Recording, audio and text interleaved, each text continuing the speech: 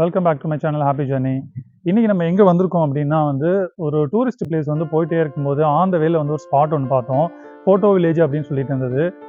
இது என்ன டிஃப்ரெண்ட்டாக இருக்குது, உள்ளே என்ன இருக்குது அப்படின்னு சொல்லிட்டு பார்க்கலான்னு வந்தால் ஒரு மினி ஹால் செட்டப்பில் ஒரு வில்லேஜ் செட்டப்பில் வச்சுருந்தாங்க. ரொம்பவே நல்லா இருந்தது பார்க்குறதுக்கு வித்தியாசமாக. இங்கே சின்ன சின்ன பர்த்டே ஈவெண்ட்லாம் கூட பண்ணுறதா சொல்கிறாங்க.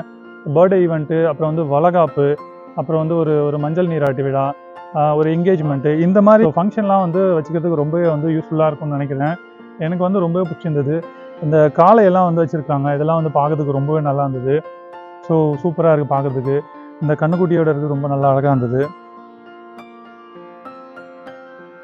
ஸோ அவர் அஃப்ரீன் வந்தவொடனே ஸ்பைடர்மேன் மேலே ஏறி விளையாண்டுட்டு இருக்கிறாரு. கிட்ஸ் எல்லாம் கூட நல்லா என்ஜாய் பண்ணுவாங்கன்னு நினைக்கிறேன்.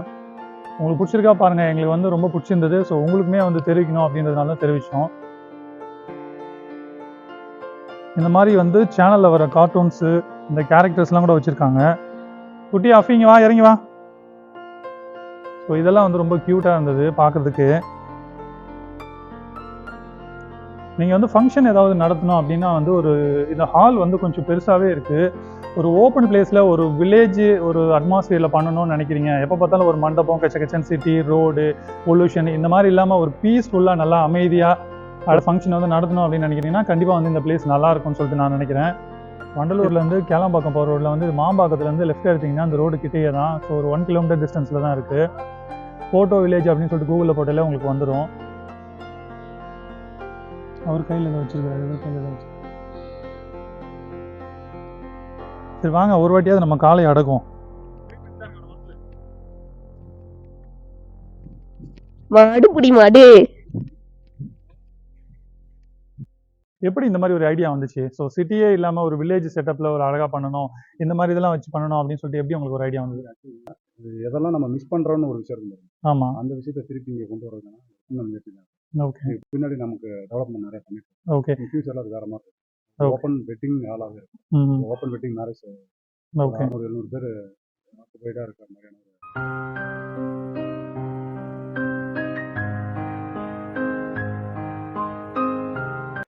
அதோட அட்ரஸ்லாம் நான் டிஸ்கிரிப்ஷனில் மென்ஷன் பண்ணுறேன். நீங்கள் அந்த அவரோட காண்டாக்ட் பர்சன் பேர், மொபைல் நம்பர்லாம் கூட மென்ஷன் பண்ணுறேன். நீங்கள் யூஸ் பண்ணிக்கோங்க.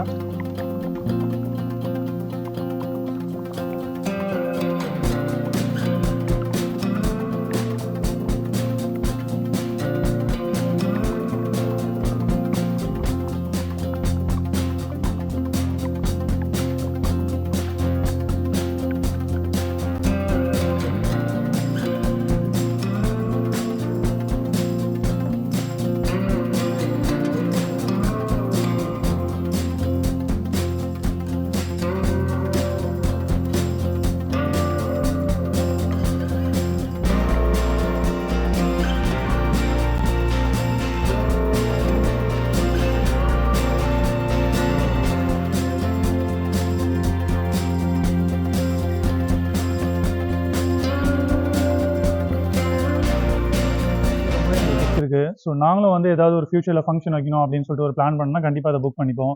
ஏன்னா ஒரு வில்லேஜ் செட்டப்பில் இருக்கிறதுனால நிறைய பேர் இது லைக் பண்ணுவாங்க.